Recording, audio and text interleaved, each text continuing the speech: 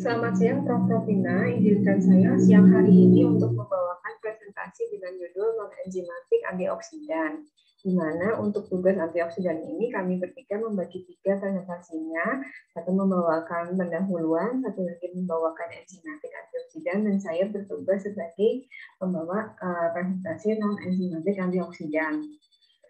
Efek pada oxidative stress dan penuaan. Jadi oxidative stress ini akan menghasilkan ROS, reactive oxygen species, di mana ROS ini berasal dari patogen luar, proses inflamasi, UV, sinar UV, radiasi dari ion, ataupun metabolisme dari sel itu sendiri. ROS ini yaitu tidak dapat membuat antioksidan ini tidak dapat menangkal ROS ataupun DNA ini sulit untuk memperbaiki. Akan terjadi proteinnya menjadi agregasi dan fragmentasi, inhibisi enzim, perubahan dari ekspresi dari protein. Sedangkan DNA ini akan menjadi pemecahan rantai, terjadi mutasi atau kanker, kromosomnya jadi instabilitas. Pada membran ini terdapat lipid teroksidasi, rusak pada membran ataupun lipoprotein. Antioksidan dibagi menjadi 2 berdasarkan aktivitasnya, yaitu antioksidan enzimatik dan non-enzimatik, di mana non-enzimatik antioksidan ini merupakan komponen dari massa molekular yang beratnya ringan. Dia bekerja sebagai interupsi dari reaksi rantai radikal bebas. Contohnya itu dibagi menjadi 2, nutrien dan non-nutrien. Nutrien dibagi menjadi alfa-tokoferol, contoh lainnya adalah beta-karoten, asam askorbat, glutathione, dan selenium. Sedangkan non-nutrien ini contohnya seruplasmin, transferin, uric acid, peptide, cambusin, atau anserin. Saya membahas untuk non-enzimatik ini 3 contoh, yaitu vitamin C, vitamin E, dan glutathione. Saya mulai dengan vitamin C. Vitamin C ini terdiri dari kompon yang berasal dari karbon 6 karbon dan berelasi pada glukosa. Terdapat 3 macam, yaitu ascorbic acid, ascorbat monoanion, dan ascorbat dianion.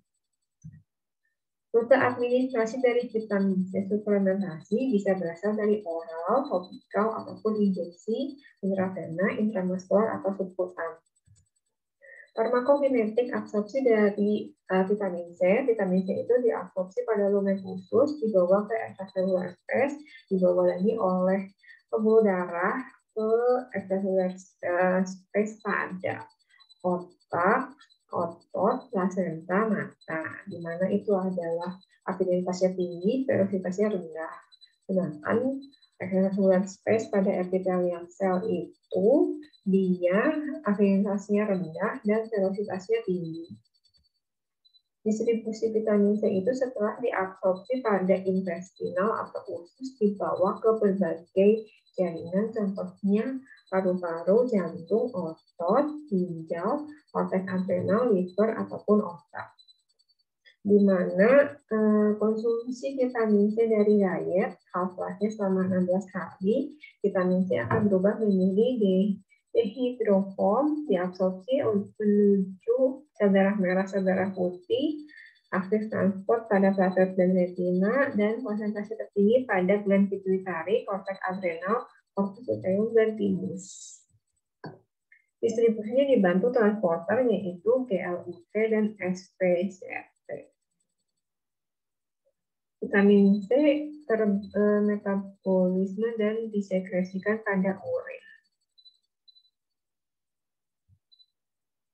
Fungsi fisiologi dari vitamin C yaitu meningkatkan kolagen untuk transkripsi dari genetik, contohnya menurunkan hipoksia inducible factor, pada regulasi epigenetik, menurunkan DNA methylasi, menurunkan metilasi histon. Sedangkan pada hormonal regulation untuk menaikkan katekolamin atau menaikkan efek amidase. Pada metabolic energi, vitamin C juga berguna untuk menaikkan karnitin. Vitamin C ini sebagai sumber antioksidan, aktivitasnya yaitu askorbat anion akan berhubungan dengan ferrik ataupun Cooper akan menjadi askorbat radikal dan iron atau pupus. Di mana nanti dia meregenerasi NADPH menjadi NADP+, ion NADP+. Kontraindikasi pemberian vitamin C contohnya pada pasien-pasien dengan renal failure ataupun insufisiensi ginjal, contohnya pada transplantasi ginjal, dia akan menyebabkan pembentukan oksalat, batu oksalat berlebih, ataupun pasien yang melalui dialisis ataupun dengan riwayat batu ginjal atau hiperoksaluria, dengan pasien-pasien dengan defisiensi glukos 6-fosfat dihidrogenase ataupun pasien dengan penyakit darah seperti hemakromatosis, anemia sideroblastik, beta thalassemia mayor, dan anemia sickle cell, karena akan berhubungan dengan overproduksi dari iron. Kebutuhan vitamin C ini pada dewasa kita bagi menjadi smoker, laki-laki yang smoker, ataupun non-smoker 90, kalau smoker ditambah 35. Sedangkan untuk segmen 75 mg per hari, sedangkan untuk dosis paling tinggi yang bisa ditoleransi tubuh adalah 2000 mg per hari. Sumber-sumber vitamin C ini bermacam-macam pada sayur dan buah, tertinggi pada orange juice, lalu diikuti dengan grapefruit, dan lain sebagainya. Efek samping yang timbul apabila vitamin C ini dikonsumsi secara berlebih. Jadi konsumsinya juga bukan dari buah dan sayur, namun dari suplementasi. Dia akan vitamin C ini akan menimbulkan gejala GI tract seperti mual, muntah, abdominal cramp, diare, sakit kepala, kelelahan, insomnia, fibrosis, gatal pada kulit. Dia akan berinterferensi dengan medical test yang akan membentuk batu oksalat, agregasi dari gejala dari GORD, ataupun menimbulkan problem dari urinary tract, contohnya adalah batu ginjal.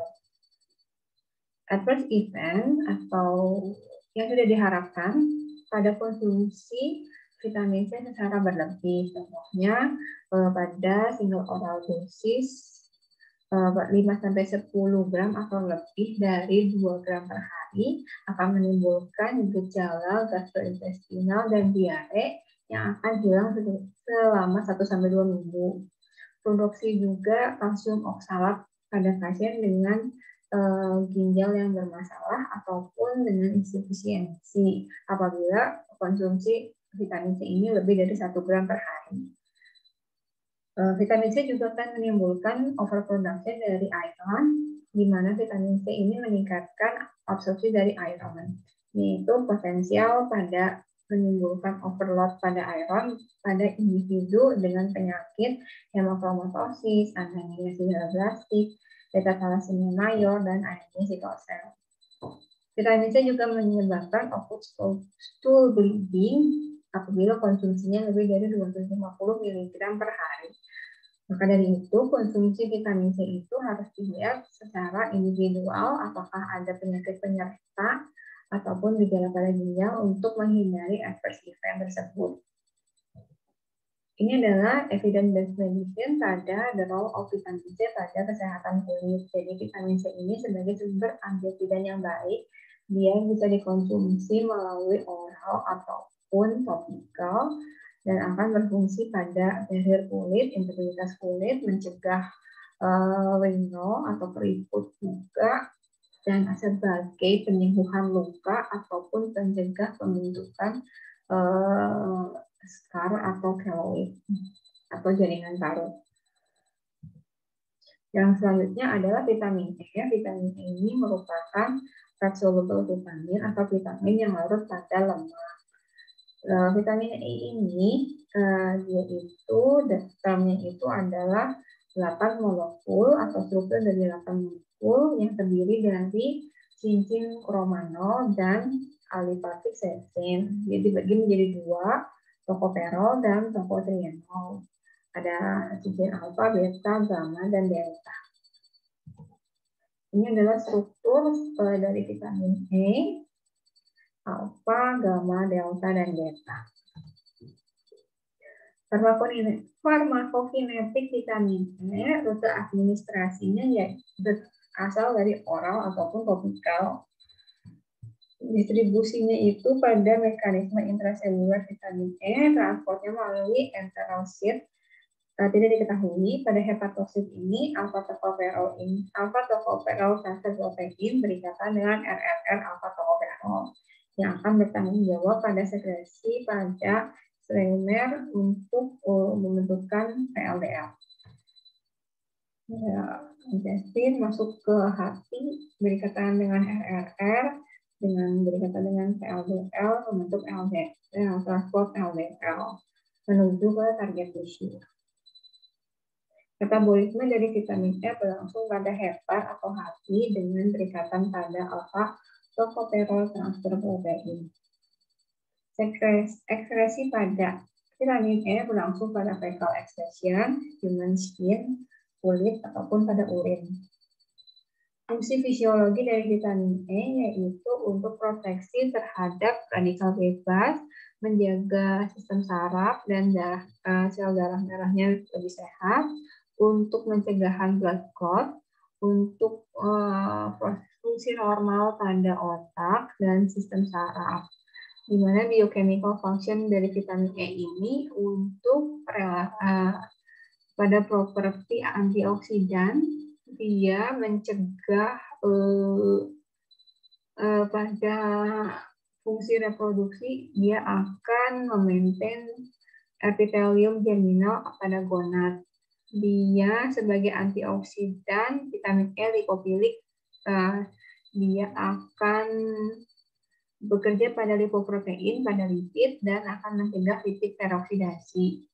Vitamin E juga memproteksi sel darah merah dari hemolisis oleh free radikal, dan dia akan meningkatkan delta amino eflunic acid sintase dan aldehidratase untuk penaikan hemisintesis. Vitamin E juga dibutuhkan pada seluruh respirasi dengan elektron transport chain. Dia akan menstabilasi koenzim Q.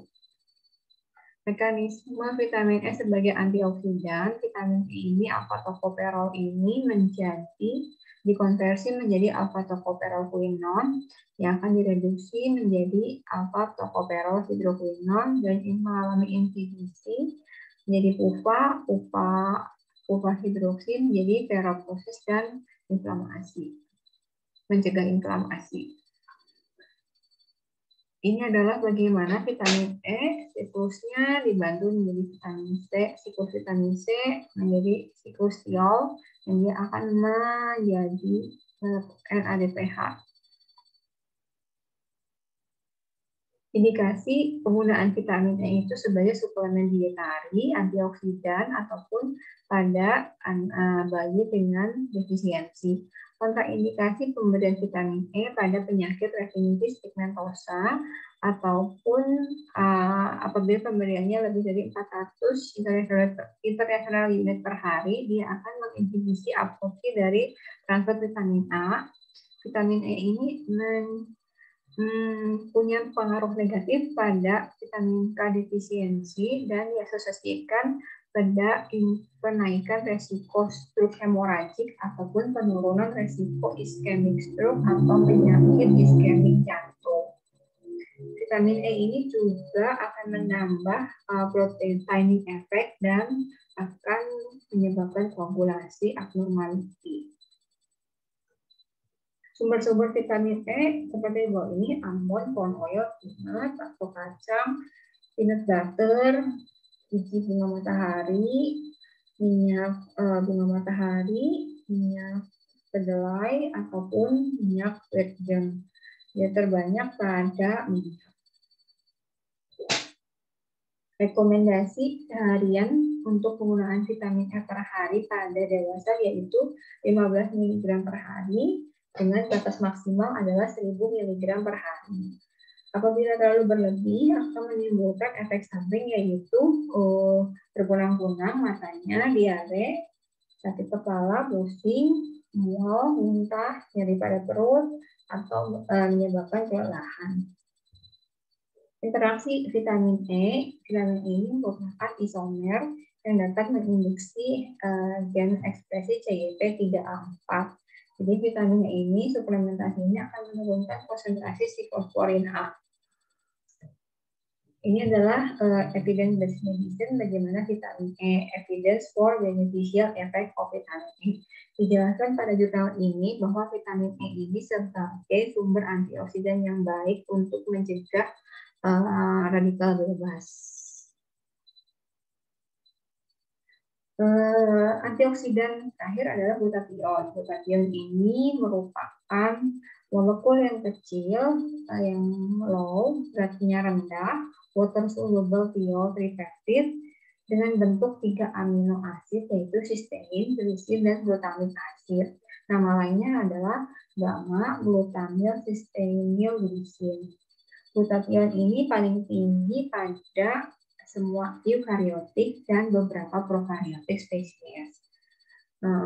Glutathione ini dapat mereduksi thiol, reduce state atau oxidate state. Glutathione ini sebagai antioksidan yang kuat untuk mencegah toxic compound dan xenobiotik.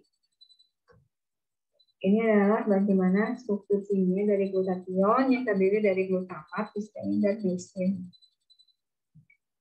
Farmakokinetik, kurang huruf H. Rute administrasi dari glutathione yaitu oral, injeksi, ataupun topikal. Di mana distribusinya itu masih belum diketahui. Metabolismenya itu terdapat di hepar dan ekspresinya pada urin. Fungsi fisiologi dari glutathione sebagai detoksifikasi xenobiotik untuk memaintain sulfhydryl group dan protein dan molekul sebagai katalisis atau exchange reaction.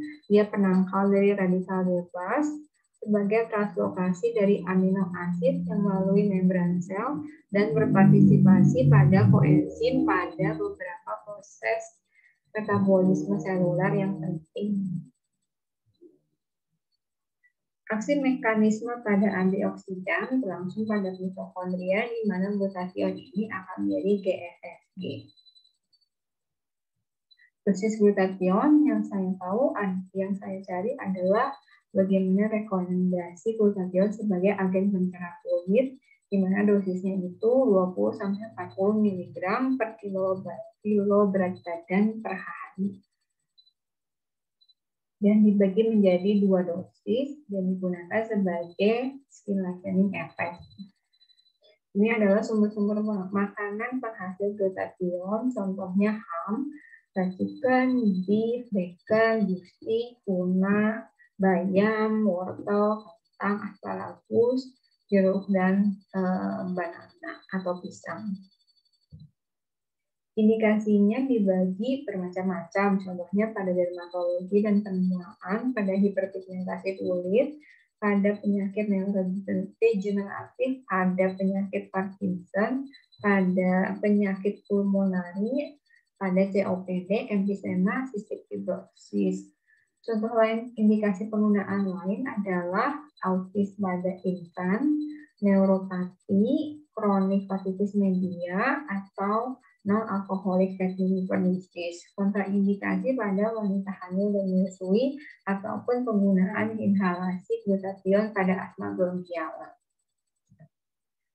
Efek samping atau adverse effect yang ditimbulkan pada pemakaian glutathione sebenarnya tidak ada yang letal, namun beberapa juga dapat menimbulkan masalah, contohnya thyroid dysfunction dan kidney dysfunction karena pembentukan dari renal failure ataupun severe sakit perut yang berat pada pasien penggunaan Glutathione 2 kali per minggu, lethal complication-nya pada penyuntikan yang salah ataupun perubahan warna rambut atau depresi dari natural hepatic store pada glutathione ataupun eksaserbasi pada Helicobacter pylori yang diasosiasikan pada peptic ulcer.